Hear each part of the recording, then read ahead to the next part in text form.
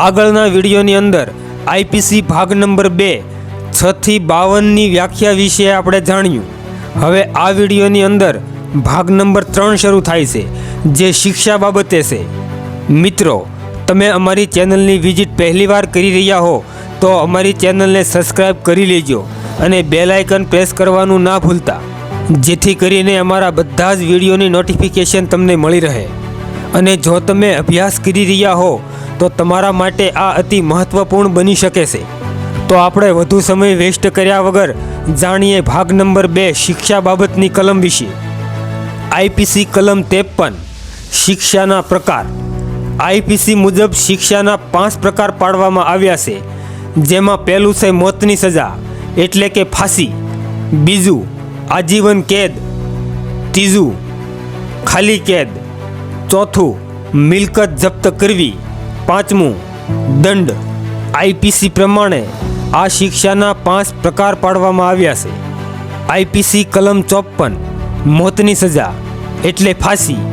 મોતની સજા અઘરામાં અઘરો, ગંભીરમાં ગંભીર, વિલરમાં વિલર ગુનો કરે તો મોતની સજા થાય, અને મોતની સજા હાઈકોર્ટ અને સુપ્રીમ કોર્ટ જ આપી શકે, અને જો સેશન કોર્ટને આપવી હોય તો હાઈકોર્ટની પહેલાં મંજૂરી લેવી પડે તો જ તે મોતની સજા આપી શકે।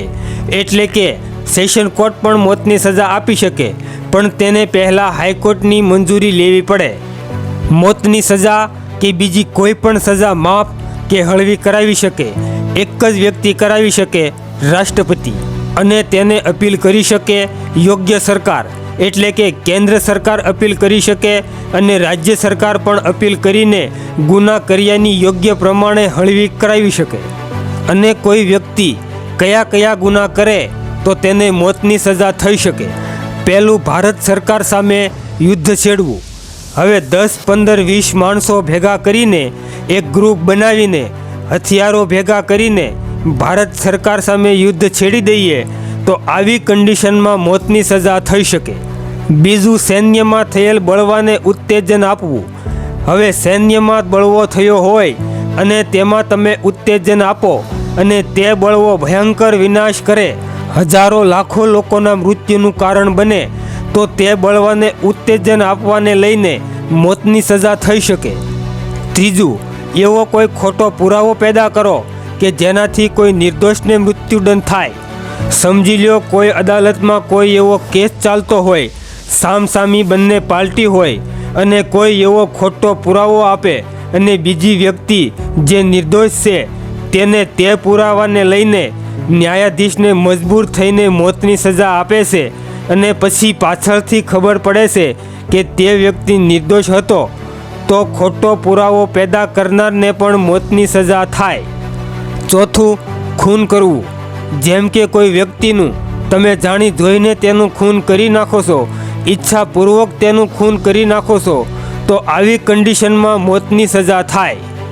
પાંચમું, કોઈ સગીર કે કોઈ પીધેલી વ્યક્તિ કે કોઈ ગાંડી વ્યક્તિને આત્મહત્યા કરવા ઉશ્કેરવા। સગીર એટલે નાના બાળક।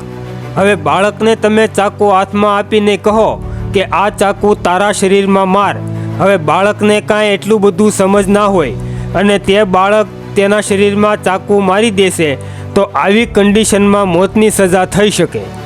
અને કોઈ પીધેલી વ્યક્તિ હોય, તે હોશમાં કે ભાનમાં ન હોય, અને તેવી હાલતમાં તમે તેને ઉશ્કેરો, કોઈ કૃત્ય કરવાનું કહો અને તે કોઈ કૃત્ય કરે, અથવા તો કોઈનું ખૂન કરવાનું કહો અને તેવી હાલતમાં તે હોશમાં ન હોય, તે ભાનમાં ન હોય અને તે એવું કરી બેસે તો આવી કન્ડિશનમાં પણ મોતની સજા થઈ શકે।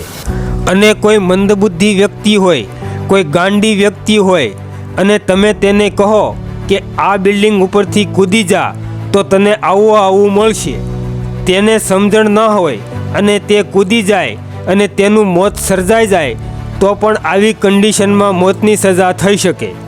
છઠ્ઠું, ખૂન સાથે લૂંટ। કોઈ લૂંટ કરવા ગયા હો અને લૂંટ કરતાં કરતાં જો કોઈનું ખૂન થઈ જાય તો આવી કન્ડિશનની અંદર પણ મોતની સજા થઈ શકે।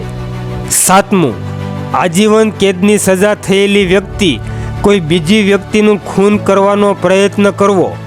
સમજી લો કોઈ વ્યક્તિને આજીવન કેદની સજા મળી છે અને તે સજા ભોગવતા ભોગવતા કોઈનું ખૂન કરી નાખે અથવા આજીવન કેદ ભોગવીને તમે બહાર આવો અને ફરી કોઈનું ખૂન કરી નાખો તો હવે તમને બીજી વખત આજીવન કેદ નહીં થાય. હવે તમને સીધી મોતની સજા જ આપવામાં આવશે. પણ સમજી લો આ 7 બાબત પ્રમાણે ગુનો થાય તો આજીવન કેદની સજા પણ થઈ શકે. આપણે કલમ જાણ્યાની સાથે જ વાત કરી હતી કે અઘરામાં અઘરો, ગંભીરમાં ગંભીર, વિલરમાં વિલર ગુનો બને છે તો મોતની સજા થઈ શકે. અને એવું પણ બને કે વ્યક્તિને ખૂન કરવાનો ઈરાદો નહોતો પણ પોતાનો બચાવ કરવા જતાં સામેવાળી વ્યક્તિનું ખૂન થઈ જાય છે. તો આવા ગુનાને લઈને અદાલતમાં દલીલો સાંભળ્યા બાદ ન્યાયાધીશ ઉપર ડિપેન્ડ કરે છે કે તેને મોતની સજા થાય કે આજીવન કેદ. તો મિત્રો લાઈક કરજો અને શેર કરજો. આગળની કલમ જાણીશું એક નવા વિડીયો સાથે.